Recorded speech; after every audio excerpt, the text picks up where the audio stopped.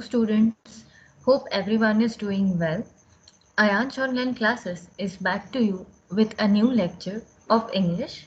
Today we are going to see poem number 6, Amanda, from the book First Flight. Children, if you look at the title Amanda is ending with an exclamatory mark. So that means what? There are certain feelings which are expressed along with the name Amanda. Now, the name Amanda is of a girl, and now let's see what exact expression has been portrayed through this exclamatory mark. Before we begin with the poem, let's take the introduction of the poet. The poem Amanda has been written by Robin McMahon Klein. She is an Australian author of books for children. That is, she is known for her writings which are occasionally done for children. She was born on 28th of February 1936 in Kempsey, New South Wales, which is in Australia, and currently if you talk about, she is staying near Melbourne. After taking the introduction of the poem, let's have a glance over the idea of the poem.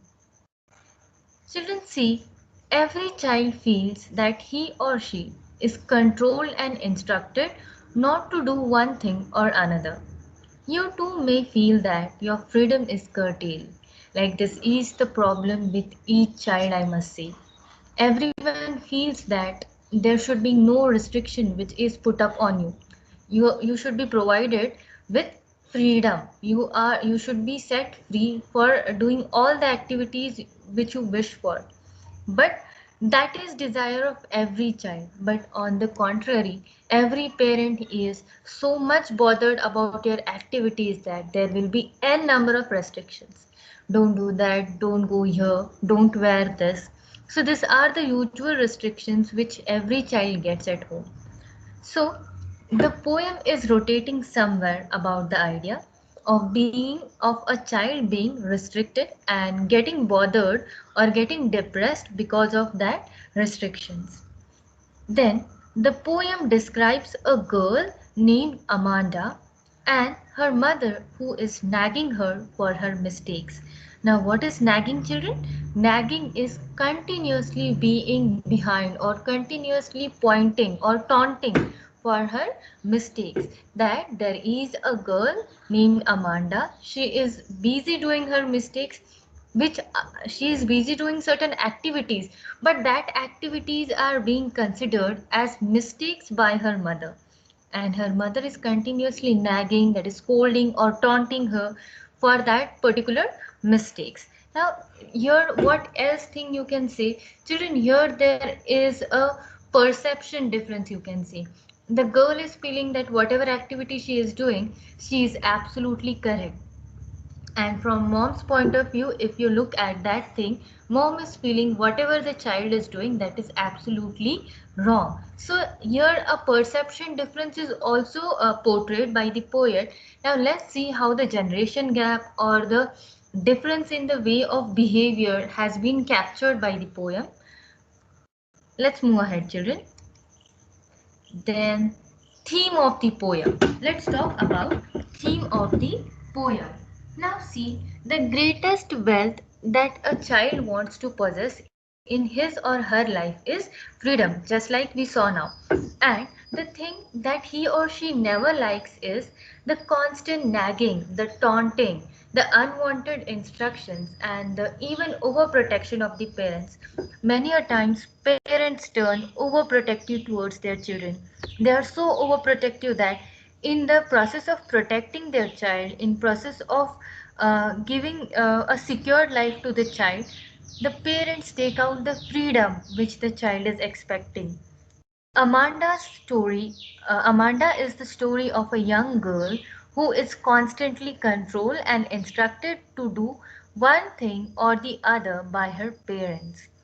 What her parents are expecting, that the girl Amanda should do the things which are instructed by the parents, and she should not have her own like opinion. And on the contrary, you can say whatever she does, parents feel like, especially mom feels like that she is doing wrong, or that particular mannerism which she holds is wrong one.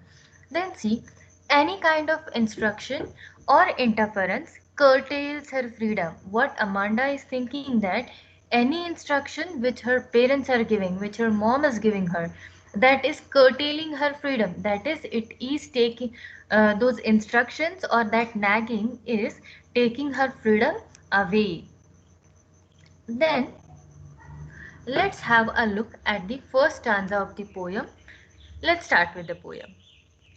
Don't bite your nails, Amanda. Don't hunch your shoulders, Amanda. Stop that slouching and sit up straight, Amanda. Now, children, see, this is the first stanza. Right in the beginning of the poem, I said, or the session I have said, that Amanda is ending, the title Amanda is ending with a exclamatory mark. And as we all know, that this exclamatory mark is showing some feelings. Either it may be happiness, or it may be the sadness, or it may be the feeling of depression. We know that it is portraying certain feeling. Now, what does it specify over here? What is this exclamatory mark showing us in the poem? Children, here in the first stanza itself, you might have got it clear that mom is nagging the child Amanda, and mom is expressing her frustration. She's irritated now by her activities. She's continuously instructing that don't do this, whatever the small activities. Now, see, Amanda is biting her nails. Okay, that is a normal thing, like usually children do. But what mom is saying, she's instructing, don't do this, Amanda. Then, that what feeling is expressed over here? An irritation by the activities of the child. Then, as well, the when we go towards the next stanza, or the further part of the first stanza, we will come to know that even Amanda is getting irritated by the continuous nagging of the mom. Now see, now what first instruction she got is don't bite your nails. Then don't hunch your shoulders. That many a times what we do is we put our shoulders down and sit, okay, in a relaxing mode. Okay, so mom is saying that sit upright. Okay, you should sit straight, you should not bend your shoulders. Then stop that slouching and sit up straight.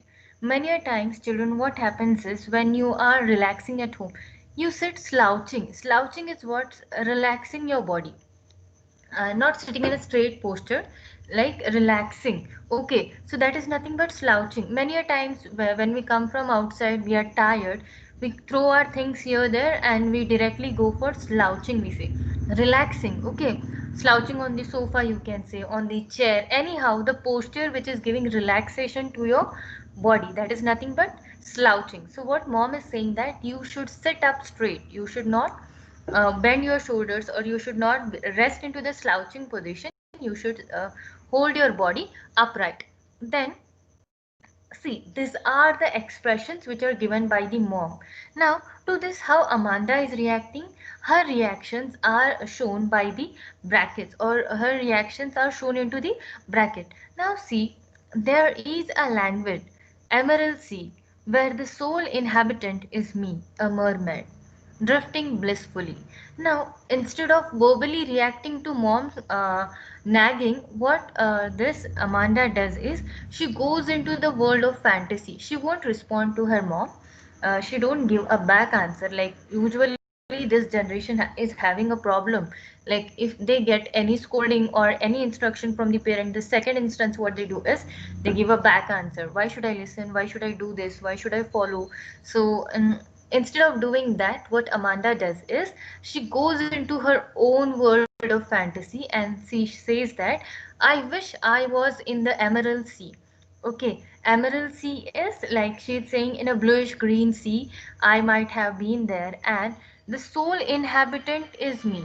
Like she is expecting, or she is considering herself as a mermaid who is drifting blissfully. That is, being blissfully means what? Being joyful. Okay, merrily she is roaming into the ocean with no restriction. She is free to move, she is free to like do all the activities. So this is what she is in reaction to her mom's scolding.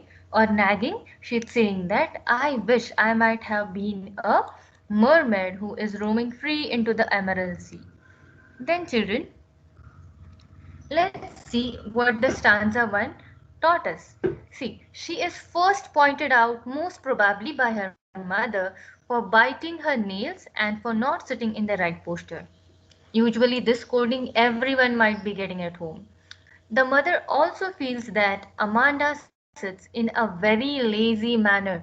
To the slouching or to the relaxing position, what mom says is Amanda is very lazy and always the posture which she carries is like that is of a very lazy manner. The mother also feels that Amanda sits in a very lazy manner.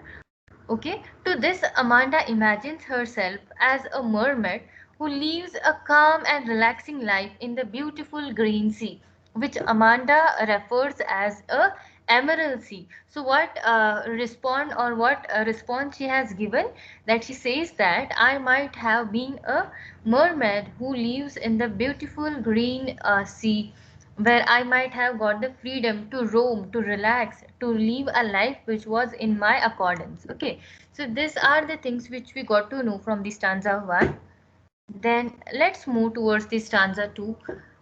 Did you finish your homework, Amanda? Did you tidy your room, Amanda?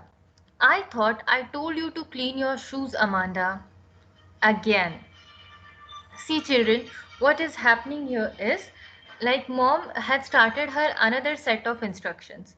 Like what mom is saying, she's asking actually Amanda that did you finish your homework, or did you have you cleaned your room, did you clean your shoes? There is a series of questions which mom is having for Amanda. Then next is what you see children, to this also, Amanda didn't react it into the verbal way. She didn't say anything to her mom. What she is saying is, or what she is doing is, she is again getting back into the world of fantasy, and she imagines, I am an orphan roaming the street.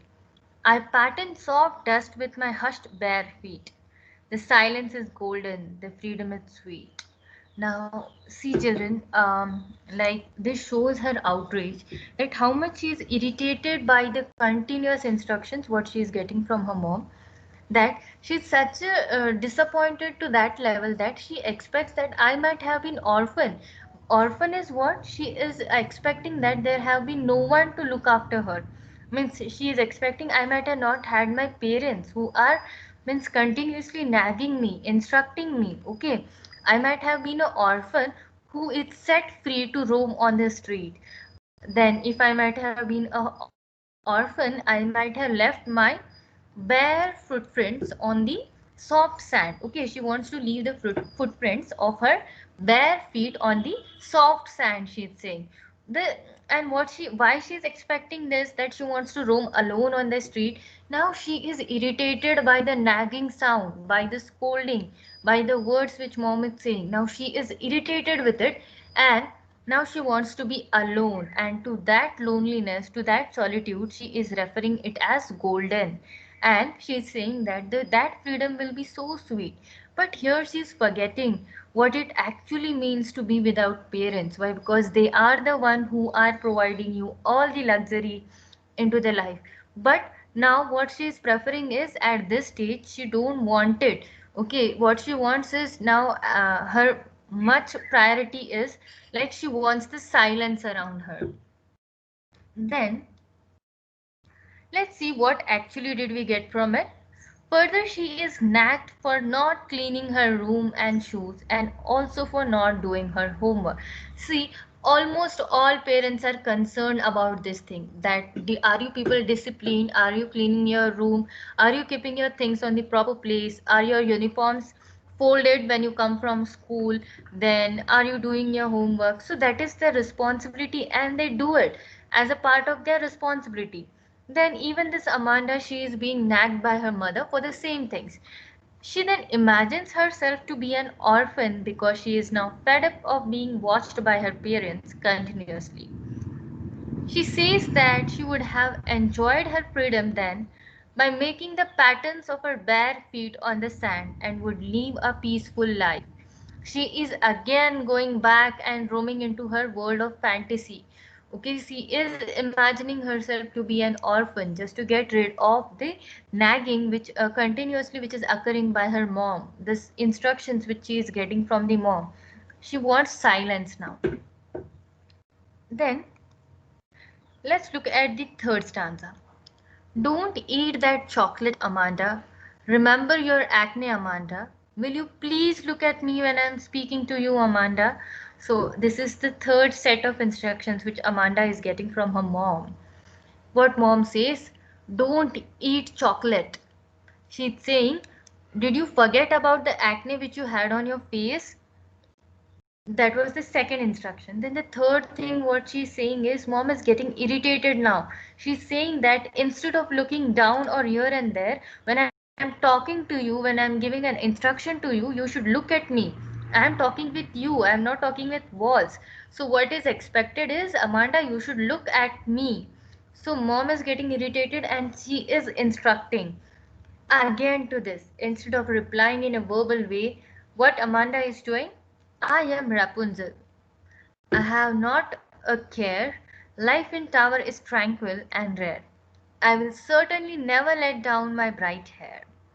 Now, you people might be aware of the tale of Rapunzel. Rapunzel is a fantasy character like a tale in which a girl with a very long hair, she was captured into a castle, into a tower, which was very very high. In that tower, she was captured.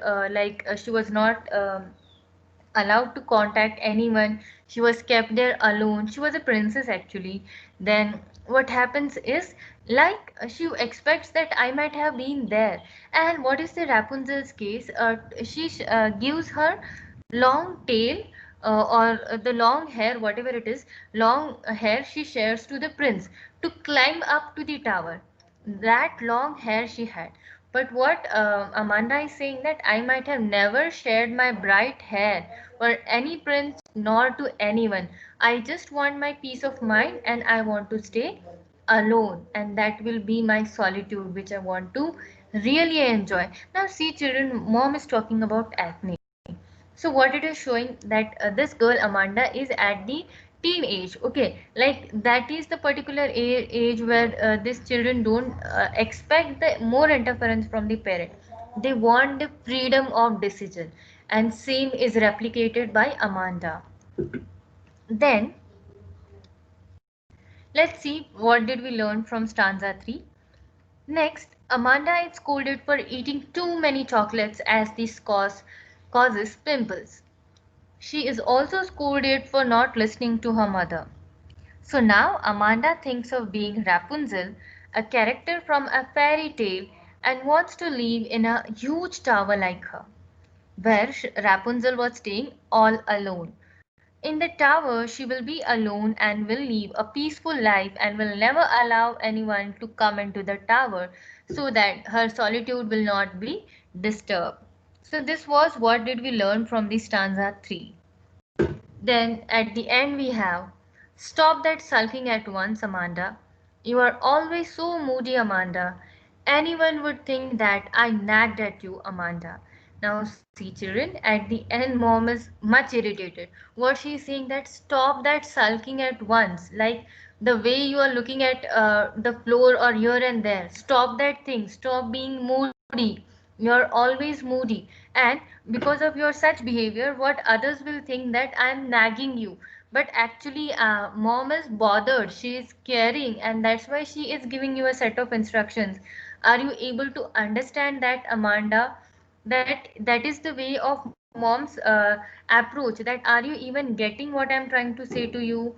But after that children, if you observe in this fourth stanza, there is no reaction. In first three stanzas, what we have observed is, after the mom's reaction, the whatever the Amanda's reaction to that nagging, it was portrayed in the brackets. But if you look at this last stanza, we didn't find that. Okay, now Amanda is much irritated, or she is so much disappointed that now she don't want to react in any way to mom. Even she don't want to go into the world of fantasy. She gives up everything and she is keeping up mum. So this was regarding the stanza 4. Finally, the mother asks her to stop being moody because she doesn't want anyone to blame her for harassing her daughter. Like every mom feels like she was giving instructions by the means of care. She was worried for her daughter. But what mom says that what other people will think about me, that I'm harassing my daughter. At this time, the poet has not written any reaction from Amanda's side. And what that shows the disappointment, that shows her frustration. Okay, now she don't want to react into any way. The constant nagging has made her so sad that she has even stopped to imagine herself as someone else. She had stopped finding her joy into something else. She used to do so in order to escape from the continuous harassment and dominance of her parents. Now, why she used to imagine herself as like something else? Just in order to escape. She didn't wanted to stay into the harassment. Okay, so that was the reason why she used to run away from the original world and why she used to enter into the world of fantasy. Then children, let's see what are the new words which we came across into the poem. The word hunch, like I explained, hunching of the shoulder or hunch shoulders, that is the bended one, not straight, not sitting into a right posture. It is keeping your shoulders, or hunches like bending. Slouching is sitting in a very lazy manner. Languid is relaxed. Okay. Emerald, here it is used to portray the green color of the sea. Inhabitant, that is resident. Drifting is carried slowly by the water, like in the slow motion you are moving along with the motion of the water. Then what is blissfully? Blissfully is happily. Bliss means happiness and blissfully means happily. So this is the glossary or vocab words which we learned today from the poem. Now let's summarize the poem. Amanda is a teenager that we came to know from the incident of the chocolate. Overeating of chocolate will cause acne. So that portrayed the age of Amanda. Now, Amanda, like all teenagers, even she loves the freedom. She wants to lead her own kind of life. She doesn't want to be an overprotected child, which she thinks will cause a hindrance to her freedom. Nor does she want that her parents should control and guide her activities. Again, she is expecting the freedom. She don't want to be an overprotected child whose freedom is hindered. Then, what she should do and what not is her own choice. She should not be dictated by her mother. Mother's constant nagging leads her away from her and she creates a world of her own. Like just now we saw, to get an escape from the harassment, what she does is she enters into the world of fantasy where she is imagining herself into someone else's life. Her world is not the world of harsh realities, but it is an imaginary world of fairies and mermaids. So, where is actually Amanda living? She is not living into the real world with her parents. She imagines herself into the world of total fantasies, that is, with the fairies and the mermaids. There she finds the solace, that is the solitude, as she can wander in a lonely island blissfully, merrily, joyfully, like mermaid, where there is no restriction like how to sit, how to roam and all. She can enjoy the freedom by roaming around the streets like an orphan, no one to observe. She craves to live in a lonely tower, leading a peaceful life like Rapunzel. Her solitude, she expects that her solitude should not be disturbed. She avoids her mother as she doesn't like her constant nagging. She even doesn't look at her while when she is speaking to Amanda. Amanda's mother seems to be an overprotective mother. She believes that Amanda is still a girl and must live her life as her mother wants. Just being overprotective, what mom does is she is restricting the activities of Amanda. Being a girl, she needs constant tutoring and taking instructions from her. What mom feels is always she needs a set of instruction to be given. She should behave like this, she should sit like this, she should talk like this, her way should be polite. Her dressing sense should be mild. So, like this, all instructions mom is giving her, but the girl is not in need of it. She wants the perfect freedom. Then she should be very careful the way she sits and stands. She should not bend down but sit up straight. She forbids her eating chocolate as it would not be good for her pimples. Her constant nagging leads her daughter far away from her. Amanda escapes into the world of dreams, imagining herself a mermaid, an orphan, or a fairy. She doesn't look at her mom while she is speaking to her, and Amanda's mother fails to understand why her mother remains unhappy and moody. Mom never took an effort to understand Amanda's reaction, why she is like that. She only asked her to stop sulking, that is being moody, lest people should blame her mother for nagging her. Okay, like mom don't want the other people to think that she is nagging her. I hope children everyone has understood today's poem. Team Ayansh looks forward to have you on board. Please visit our website ayanshonlineclasses.com for the detailed information. Kindly like and follow us on Facebook, Instagram, and Twitter. If there is any query or any suggestion, you people please feel free to drop it into the comment section. And if you have loved today's session, don't forget to like, share, and subscribe our YouTube channel, Ayansh Online Classes. Thank you.